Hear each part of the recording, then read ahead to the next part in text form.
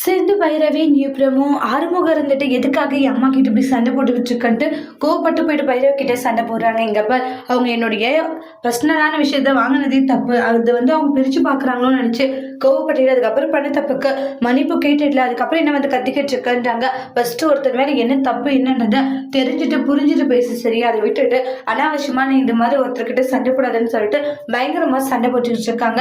ஆமா என்னது அதுன்றாங்க. உங்ககிட்ட நான் எதுக்கு சொல்லணும்ன்றாங்க. இன்னும் ஒரு வாரம் தான் இந்த தொல்லையில், அதுக்கப்புறம் நான் நிம்மதியாக போயிட்டு ஆசைப்பட்ட மாதிரி இது மாதிரி படிக்க போறேன்றாங்க. எனக்கு வேலைக்கு போறியா? ஆமான்றாங்க. நான் படிச்சது எதுக்கு? நான் வேலைக்கு போறதுக்காக தானேன்றாங்க. இந்த வீட்டுல எல்லாம் மனுஷன் இருப்பாங்க சொல்லுன்றாங்க. அது உன் கூட இருப்பாங்க யாராச்சும். என்னால இந்த வீட்டுல இருக்க முடியாது, நான் கிளம்ப போறேன், எங்கேயாச்சும் போய் நிம்மதியா சந்தோஷமா இருக்க போறேன்ற மாதிரி சொல்லிட்டு இருப்பாங்க.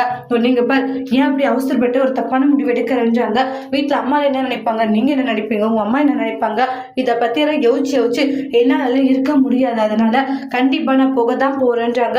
நிரந்தரமா போயிட்டு சந்தோஷமா எனக்கு பிடிச்ச மாதிரி நான் இருக்கத்தான் போறேன் அப்படின்ட்டு எல்லாம் சொல்றாங்க. அதை கேட்ட உடனே பயங்கரமா ஷாக் ஆகுறாங்க. இங்க பாரு கொஞ்சம் நல்லா யோசிச்சு முடிவெடுன்னு ஆரம்பம் எவ்வளவு சொன்னாலுமே என்னால கேட்க முடியாது, கண்டிப்பா நான் ஆசைப்பட்ட மாதிரி வெளியூருக்கு வேலைக்கு போக தான் போறேன்னு சொல்லிட்டு மாறி மாறி ஆர்குமெண்ட் பண்றாங்க. இனி இது ஆரம்பத்தோடைய ரூம்ல இந்த அளவுக்கு ஒரு பயங்கரமான சவுண்டா இருக்கு அப்படின்ற மாதிரிதான் பயங்கர யோசனை இருக்காங்க சிவாவுடைய பெரியம்மா. அடுத்து கூடிய பிரமோல என்ன நடக்க போகுதுன்னு வெயிட் பண்ணி பார்க்கலாம். தேங்க்யூ.